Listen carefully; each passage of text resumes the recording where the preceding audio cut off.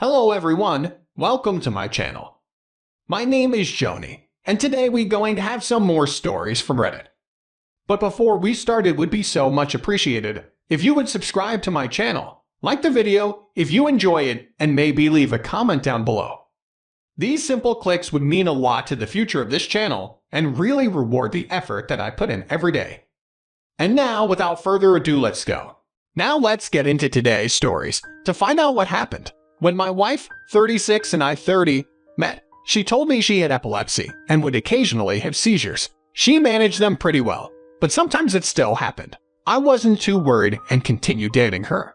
We were together for 5 years before she had a seizure in my presence. It was terrifying. All I wanted to do was stop it for her, but I couldn't. I did everything I learned to do for her, and when it finally stopped and she came to, I was relieved. We were married that same year. Fast forward 11 years, she had seizures a little more often, about twice a year. Every time she had one, she told me she realized how fragile life was as she knew it. It was all dependent on her brain's health, which she couldn't control. She still worked, and I worried about her. One day, out of the blue, she tells me she wants to work more hours. I tried to tell her we didn't need more income, and I appreciated the time she spent at home with me and our pets. She wasn't convinced. She said she needed to dedicate her time to something, and she was passionate about crafts and wanted to earn more money. She already got a discount at the store, so more money meant she could buy more craft supplies. I finally gave in. I got the idea that she wasn't going to let this go, so instead of coming home at 2, she started coming home anywhere between 5 and 8. It was odd to me that even when I asked her to keep her schedule consistent and give it to me in advance, she never did. She said they'd change her hours even after printing them out. This was frustrating, and I'd spend a lot of nights alone with dinner ready, wondering if she was going to be home soon. I finally got tired of it and asked her to fully quit. She obviously said no, and added that she was enjoying herself.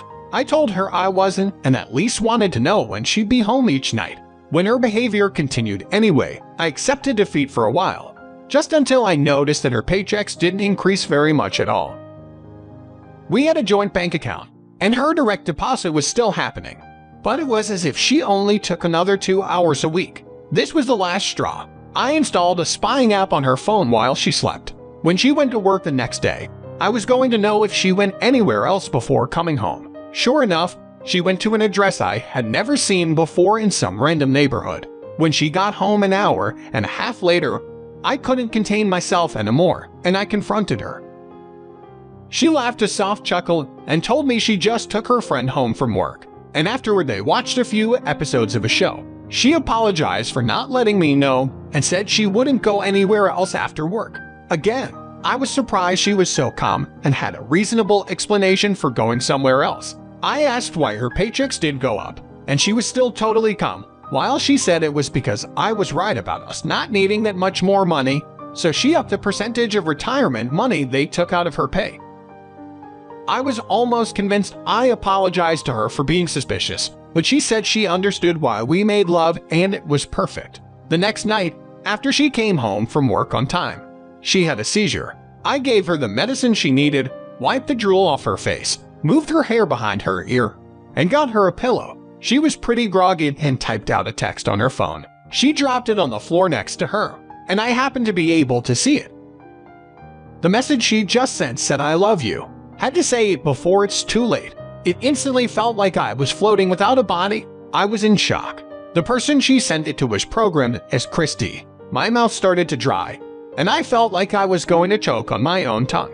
I actually gagged. My wife looked at me, starting to realize I was acting weird. I reached down to pick up her phone, and she grabbed it before me, asking me what I was doing. I told her I just saw her messages with Christy and needed to know what was going on behind my back. She looked like a deer in headlights. She couldn't believe she'd been so careless and threw her phone on the floor without turning off the screen. She tried to talk, but all that came out were squeaks and stuttering. I screamed at the top of my lungs for her to tell me she jumped out of her skin and started shaking.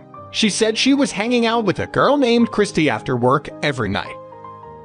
She thought at first they were just really good friends, but she realized it was really difficult for her to even stand one night apart from her. She was falling in love with Christy and wanted to keep seeing her. I jumped off the couch and started pacing while I asked her more questions. Now that she met Christy, she felt like she was always meant to be with her, and I was just a placeholder in her life. I was completely shaken and didn't know what I needed to say anymore. It was like nothing mattered at all, but I was mad. It felt like the emotional equivalent of trying to catch falling sand with your hands. It was frustrating, if not impossible. And why did it matter anyway? I immediately went to pack. I couldn't stay here even if she was willing to leave. We were renting the house, so I figured I could find a different place to rent soon enough. My wife apologized to me, but it didn't seem sincere. She actually seemed amused, even though she was trying hard not to look that way. I went to stay at my brother's house. My ex was pretty happy for the first 3 weeks. She probably had Christy over a lot, maybe even for the whole time. But then beautiful consequences started to happen. Christy was a shift supervisor at their workplace, and she wasn't supposed to be in relationship with any coworkers. When they transferred her to another store in a different town, it was more logical for her to move closer to it.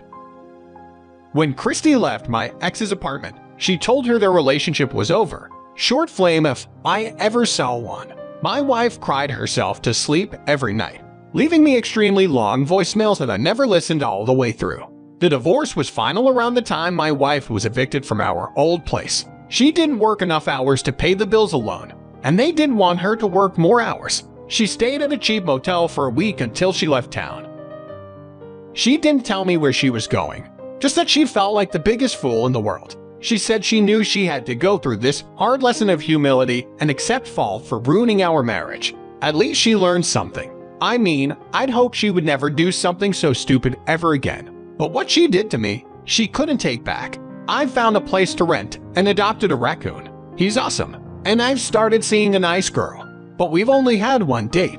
I am learning and accepting to live on my own for a while until I know for sure I'm ready to commit to someone permanently again. Now, let's get into today's second story. My wife, 24, and I, 26, were married for 5 years without any problems. The problem started with her sudden onset of insomnia. Nothing changed in our life. We still lived in the same home and both still worked the same jobs. She would get home from work a little before me, but instead of coming home to a ready dinner made for the two of us, I came home to her on her phone, laying in bed. She said she already ate and stayed on her phone doing whatever we had. A 2-year-old. At this point, she would usually be playing beside her in the bed, but I started to wonder if my wife was even paying attention to her daughter any more than a babysitter. She started taking walks in the middle of the night while I was sleeping. I woke up and saw she was gone from our bed, so I checked our baby's room, then downstairs, then opened the front door to see if the car was gone.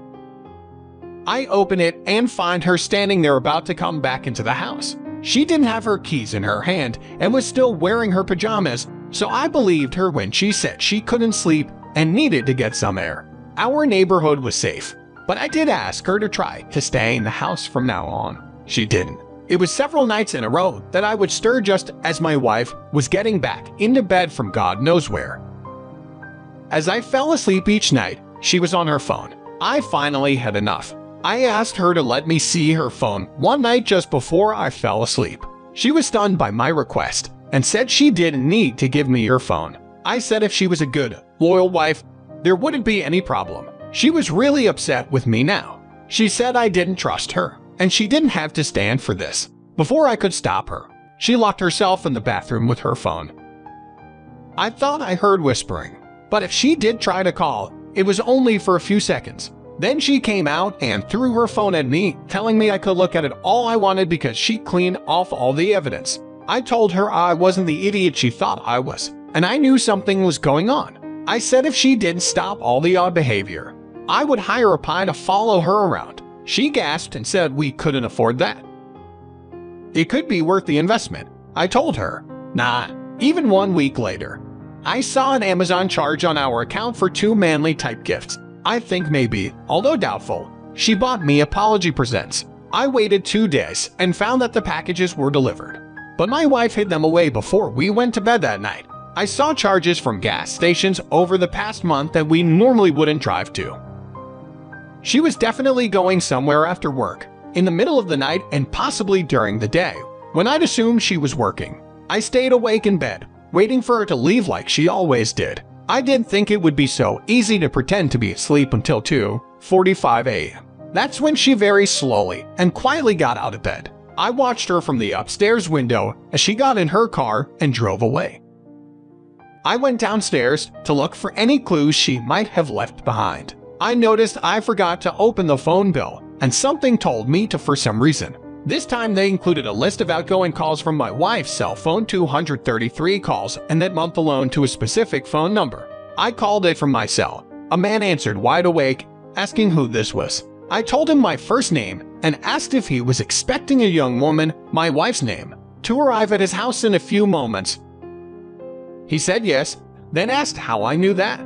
I told him she was my wife and I was pretending to sleep in bed until she left the house. He was speechless. He said the woman he was seen wasn't married. Just as he said this, I saw my wife's wedding rings by the kitchen. I told him if she brought him the 2 items I saw on the Amazon order, she was my wife and he was her AP. He said if it was true, he would dump her at the same time as me. He said he was getting too old to be playing games and thought she was a serious, respectable woman. I said if she's guilty of rape, then she's not who we thought. My wife arrived there while he was on the phone with me. He just sat down the phone. I could hear her greet him like he was her lover. Then I heard her say she had 2 surprises for him. He gasped in a scared way when he saw the items were the same ones I mentioned. He wasted no time and told her he had her husband on the phone right now.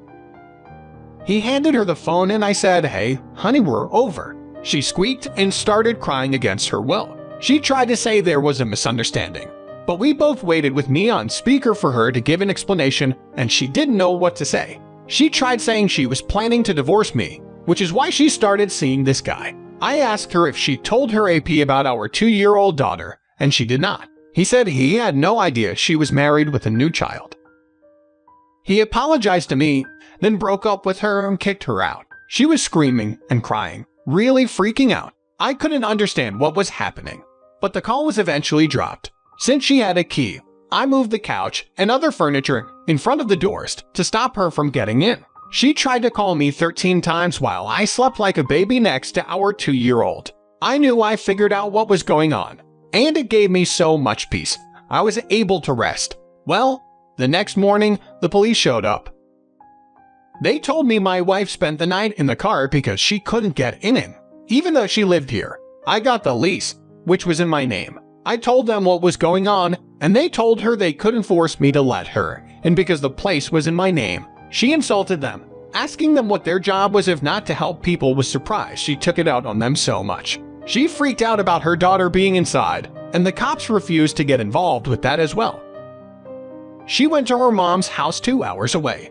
They started figuring out what, if anything, they could do in her defense. Apparently the evidence I had against her was more than enough to get better favor in the divorce and primary custody of our daughter. My ex had several boyfriends in quick succession, and it just made me extremely thankful that my daughter had a stable home environment with me. She started preschool and is doing great. She still sees her mom. I started dating someone, but haven't introduced them to my daughter. I'm determined to be her stable, a father figure without other women coming in and out of our lives.